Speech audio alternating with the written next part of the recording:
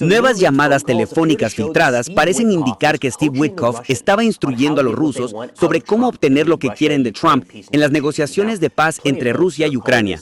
Mucha gente lo califica de traición, presentando las acciones de Witkoff como una traición a Estados Unidos a favor de Rusia. Es una acusación bastante grave y dejaré esa determinación en manos de los expertos en derecho, pero puedo afirmar con seguridad que esto es, como mínimo, terrible para la seguridad nacional de Estados Unidos. Así que analicemos lo que sabemos. Les escribo desde una habitación de hotel aquí en Austin, Texas, aquí por un par de días, visitando a mi familia por el Día de Acción de Gracias. Para todos en Estados Unidos y para todos los estadounidenses en el extranjero, feliz Día de Acción de Gracias. Para quienes no lo celebran o no es un día festivo nacional, piensen en venir en algún momento por esta época del año. Mucha diversión, amigos y familia, mucha comida, en general, unas vacaciones bastante buenas. Ahora, las negociaciones entre Rusia y Ucrania continúan durante este fin de semana festivo. The Guardian, al informar sobre estas nuevas llamadas telefónicas filtradas entre Witkoff y sus homólogos rusos, afirmó que Don Bacon, un representante republicano, exigió la destitución inmediata de Steve Witkoff. Para quienes se oponen a la invasión rusa y desean que Ucrania prevalezca como un país soberano y democrático, es evidente que Witkoff apoya plenamente a los rusos. No se puede confiar en él para que dirija estas negociaciones. ¿Acaso un agente ruso a sueldo haría menos que él? No debería ser despedido. Otro republicano, Brian Fitzpatrick, de Pensilvania, escribió que la filtración representaba, entre comillas, un problema importante y una de las muchas razones por la que estos ridículos espectáculos secundarios y reuniones secretas deben cesar. Hizo hincapié en que se le permitiera al secretario de Estado Marco Rubio hacer su trabajo de forma justa y objetiva. Por cierto, pónganme en esa situación. Compartiré algunas opiniones personales en un minuto, pero Rubio necesita liderar esto de principio a fin con profesionales del Departamento de Estado. El hecho de que estemos abordando esto con personas que no están familiarizadas con Rusia, que no están familiarizadas con el proceso diplomático, es bastante evidente en este momento. Y nos estamos perjudicando innecesariamente. El representante demócrata Ted Lieu fue un poco más allá, llamando a Witkoff, y cito, un verdadero traidor, afirmando que Witkoff supuestamente trabaja para Estados Unidos y no para Rusia. Ahora, profundizando en las llamadas telefónicas, hubo dos transcripciones filtradas publicadas por Bloomberg. Publicaré esos artículos en la descripción abajo para quien esté interesado. Lo siguiente fue parte de una transcripción del 14 de octubre. Hay una llamada telefónica entre Witkoff, enviado especial de Trump para misiones de paz, y Yuri Yukashov, el asesor principal de política exterior de Putin, donde Witkoff dice, y cito, una cosa más, Zelensky viene a la Casa Blanca el viernes. Yushakov dice, lo sé, como dijo Witkoff, iré a esa reunión porque me necesitan, pero creo que, si es posible, deberíamos hablar con tu jefe antes de la reunión del viernes. Yushakov dice, antes, sí, y Witkoff dice, correcto. Ahora bien, en esa reunión de octubre hubo mucha especulación previa sobre la posibilidad de que Estados Unidos proporcionara misiles de crucero Tomahawk a Ucrania, lo que tendría un impacto significativo en el campo de batalla.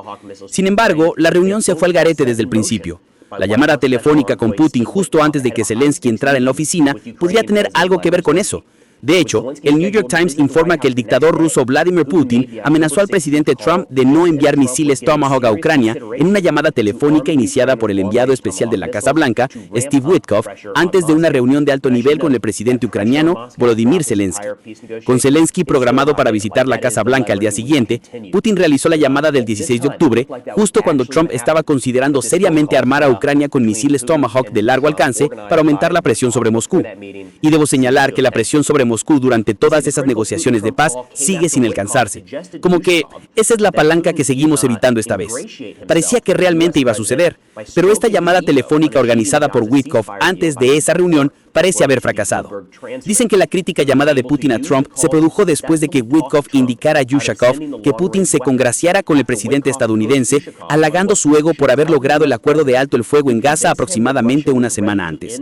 Según la transcripción de Bloomberg, Putin logró usar la llamada para convencer a Trump de no enviar las armas de largo alcance después de que Witkoff le indicara a Yushakov qué debía decirle Putin al presidente estadounidense para convencerlo de que Rusia estaba lista para poner fin a la guerra a Ucrania, a pesar de la renuencia de Moscú a hacer concesiones.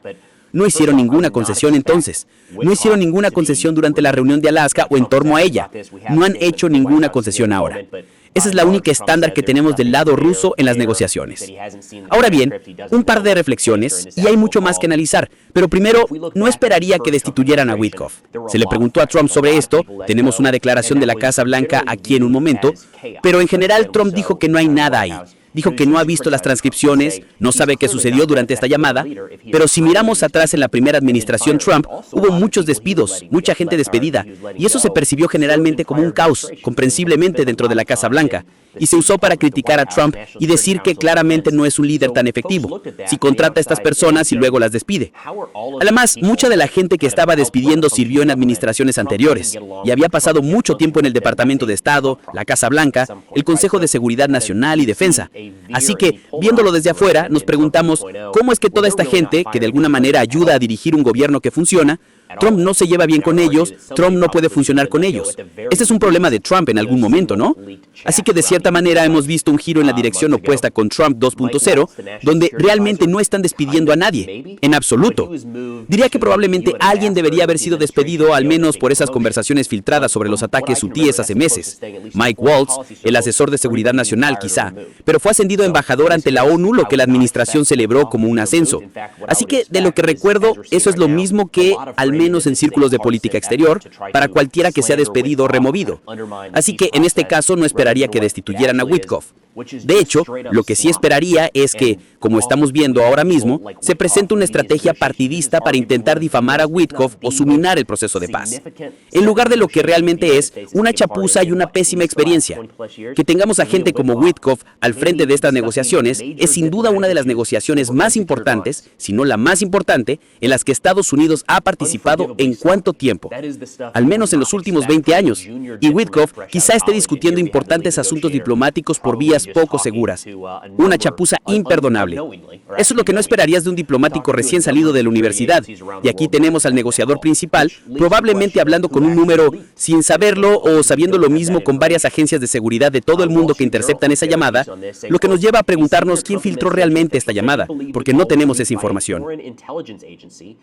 El Wall Street Journal publicó un artículo sobre esto diciendo, y cito, que un alto funcionario de la administración Trump dijo creer que la llamada fue filtrada por una agencia de inteligencia extranjera y que el objetivo no era Witkoff, sino Ushakov, quien también fue grabado en una segunda conversación con otro enviado del Kremlin, Dmitriev.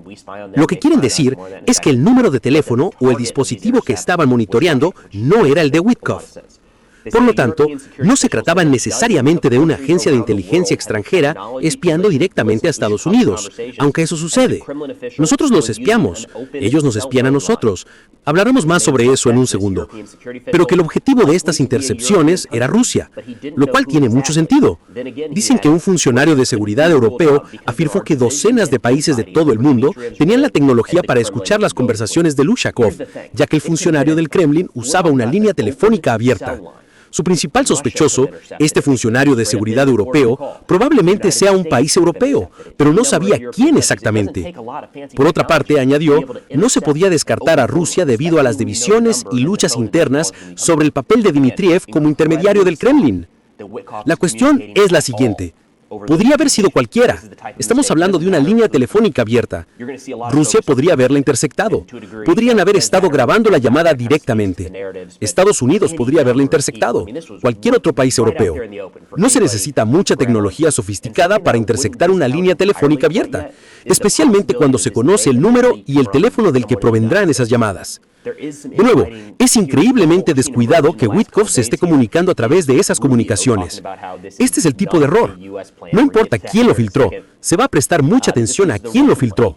Y en cierta medida, queremos averiguarlo porque eso, en cierto modo, revela las narrativas. Pero para muchas personas, esto estaba a la vista de todos y cualquiera podía acceder a él. Y algo que aún no descartaría del todo es la posible de que esto se haya filtrado desde alguien en Estados Unidos.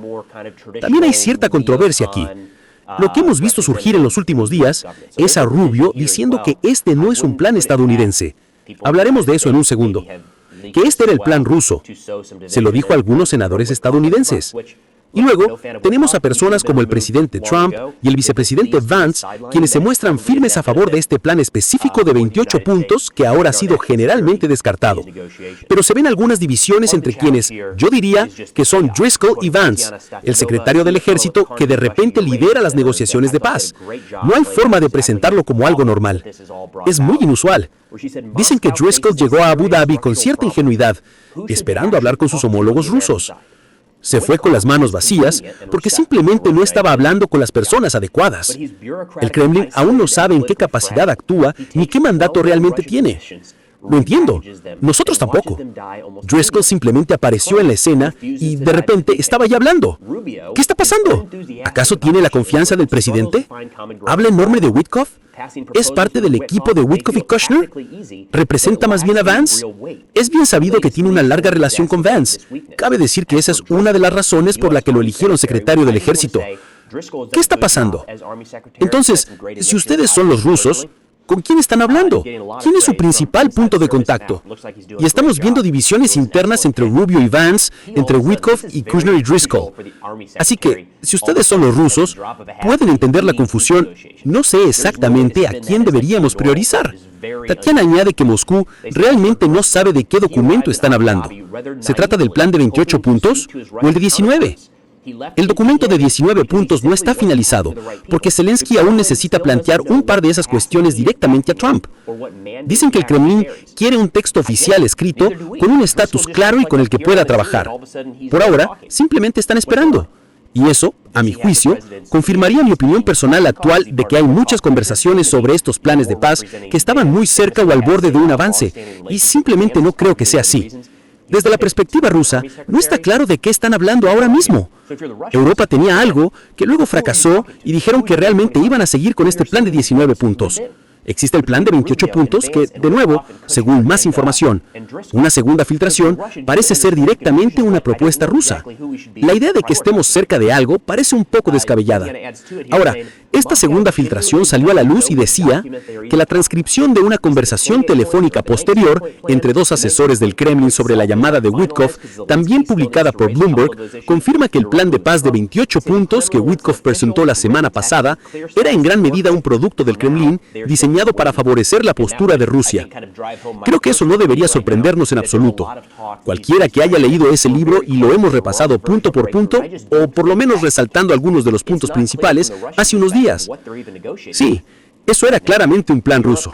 Stephen Chung, director de comunicaciones de la Casa Blanca, en respuesta a esto, dijo, y cito, que esta historia solo demuestra que Steve Witkoff habla con funcionarios tanto de Rusia como de Ucrania casi a diario para lograr la paz, que es exactamente para lo que el presidente Trump lo designó. Y debo mencionar ese plan de paz de 28 puntos. En este caso me cuesta un poco decidir hasta qué punto debemos profundizar. De nuevo, creo que debió haber sido descartado de entrada con alguien en Estados Unidos diciendo, sí, ese es el plan ruso. ¿Qué quieren de nosotros? Vamos a aceptar el plan ruso, lo vamos a analizar, lo vamos a revisar y vamos a hablar con Ucrania, actuar como mediador y decir, este es su plan, hablemos de ello. Pero no. Ese no fue el camino que tomamos. El camino que tomamos fue atrincherarnos y decir, esto es nuestro, y eso presenta serios problemas. El presidente Trump hace apenas 2 días, el 25, en una larga publicación en redes sociales sobre la verdad, justo en medio dijo, y cito, que el plan de paz original de 28 puntos, redactado por Estados Unidos, ha sido perfeccionado con aportaciones adicionales de ambas partes. Y hemos visto a numerosos funcionarios, desde el vicepresidente hasta el secretario de prensa de la Casa Blanca y otros, ir a todas diciendo que esto es nuestro. Nosotros armamos esto, atribuyéndonos la responsabilidad de lo que, a ser sinceros, es un plan realmente malo para Estados Unidos. Hablamos de esto hace un par de días. El plan no solo establecía voluntariamente que la OTAN ya no se expandiría, sino que tú no. Hay un segmento aparte para Ucrania que dice que Ucrania no se unirá a la OTAN fuera de eso. Simplemente sembró la alianza de la OTAN en Rusia y dijo, ¿sabes qué? Se acabó. Vamos a dar por terminada la alianza, lo cual es una locura, considerando que la OTAN no está librando una guerra, mientras que se rendiría en una guerra que no está librando. Sin embargo, en un artículo para The Insider, Michael Weiss y Christo Grozev comentaron algunos detalles aún más disparatados. afirman que el plan de 28 puntos adoptado por la Casa Blanca de Trump para poner fin a la guerra en Ucrania, supuestamente redactado por negociadores estadounidenses con la colaboración de Rusia, es, en esencia, un documento ruso reciclado que una fuente cercana al gobierno ruso le mostró al informante hace varios meses. Parte de este plan, cito textualmente, $100.000 millones en activos rusos congelados se invertirán en iniciativas lideradas por Estados Unidos para reconstruir e invertir en Ucrania. Estados Unidos recibirá el 50% de las ganancias de la operación. Europa aportará $100.000 millones para aumentar la inversión disponible para la reconstrucción de Ucrania. Los fondos europeos congelados serán descongelados. La fuente rusa afirmó, cito textualmente, que los oligarcas aún tendrán la oportunidad de obtener sus ganancias como inversores en Ucrania.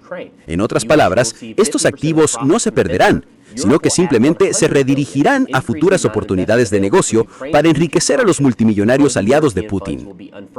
También citaron un par de ventajas añadidas a este acuerdo, que Estados Unidos invertiría en la economía rusa de posguerra, que se preveía con problemas de liquidez y una necesidad imperiosa de inversión. Dijeron que la fuente explicó que esto marcaría el comienzo de una nueva era para la inversión extranjera directa entre Estados Unidos y Rusia, similar a la de la década de 1990. Así que, de nuevo, hay un par de componentes clave que se intentan descifrar, como, un momento, ¿qué? Cuando se dice que este plan favorecía en gran medida a Rusia, se está abriendo la inversión rusa, junto con la estadounidense, a la reconstrucción de Ucrania tras la guerra. Es una locura, ¿verdad?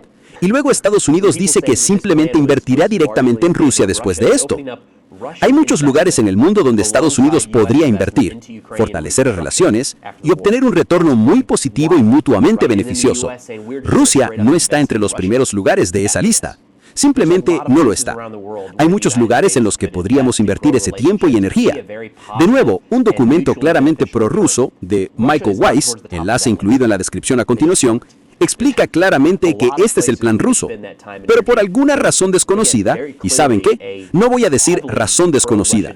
Creo que la situación actual en la política estadounidense es tóxica, donde es mejor defender algo malo que reconocer un error. Creo que en este caso fue un error. Wyckoff y Kushner, repito, no están rodeados de diplomáticos profesionales que puedan leer esto y decir, es una pésima idea presentarlo como la nuestra. Está bien presentarlo como de Rusia, pero es una mala idea presentarlo como la nuestra. No tienen a la gente adecuada a su alrededor para decirlo ahora mismo. Todos los han dejado de lado y han optado por este tipo de enfoque externo, lo cual entiendo. Creo que hay un lugar para eso, pero si vamos a hacer eso, también tenemos que ser lo suficientemente flexibles para decir, no está funcionando. Necesitamos cambiar sobre la marcha, y no lo estamos haciendo. Así que, en mi opinión, se cometió un error. El plan ruso se presentó como el nuestro, ya sea por pereza, por malicia o como se quiera. Y en lugar de decir que fue un error, estamos ajustando el rumbo. Tenemos a mucha gente aferrándose a la idea de que esto es nuestro. Y ahora parece que los intereses de Estados Unidos están directamente alineados con los de Rusia. Por eso se ve la resistencia incluso de miembros republicanos del Congreso que dicen, ¿qué demonios hacen aquí? Ahora bien, la respuesta rusa en general es una parte de esto donde realmente no importa, porque hasta ahora ha sido que no vamos a negociar ninguna de nuestras demandas clave. El viceministro de Asuntos Exteriores ruso dijo ayer mismo, y cito, que no se puede hablar de ninguna concesión en los enfoques claves de Rusia en el contexto de la operación militar especial, ni siquiera de ninguna oferta. Rusia ha empezado a presentar cualquier alto el fuego como simplemente una oportunidad para Europa que se reconstruya, se arme y se prepare para la guerra con Rusia. Creo que la mayoría de la audiencia aquí es angloparlante, occidental, de Europa Occidental, de Estados Unidos. Y uno oye eso y piensa, ¿qué? ¿Europa se está preparando para una guerra con Rusia? No lo están. Nosotros no. Eso no se ha considerado en absoluto. Pero eso es parte del miedo que Rusia ha utilizado, la necesidad que ellos dicen de ir a la guerra. Se están anticipando a lo que sería una guerra de la OTAN liderada por Estados Unidos contra Rusia. Ahora vuelven a eso. Dicen que no podemos tener un alto el fuego porque eso permitiría a Estados Unidos y Europa consolidarse e invadir Rusia. De nuevo, en consonancia con esto, estamos viendo una mayor confianza por parte de Rusia en el campo de batalla. Están progresando en un par de áreas clave. Hace apenas unos días revisamos algunas actualizaciones sobre el progreso en el campo de batalla, desde Kupiansk hasta Seversk, Zaporilla y por supuesto Pokrovsk. A pesar de todo, son progresos menores, pero ahora mismo lo están analizando y se preguntan, ¿para qué negociar? Tenemos la ventaja. Vamos por buen camino para lograr todos nuestros objetivos en el campo de batalla militarmente. Ellos no. Nos llevará mucho tiempo lograrlo. Pero cada vez recibimos más llamadas desde dentro de Rusia diciendo que estas negociaciones no importan. No necesitamos hacer esto. De todas maneras, llegaremos a donde necesitamos. Así que, al analizar todo esto, creo que es importante profundizar en los detalles. No sé si realmente estemos avanzando hacia un alto el fuego viable ni hacia negociaciones de paz a largo plazo. Pero en cualquier caso, así están las cosas hoy. De nuevo, para todos en Estados Unidos y los estadounidenses en el extranjero que celebran esta festividad, feliz Día de Acción de Gracias. Que tengan un excelente jueves y fin de semana. Eso es todo por ahora. Gracias por ver el video y nos vemos en la próxima.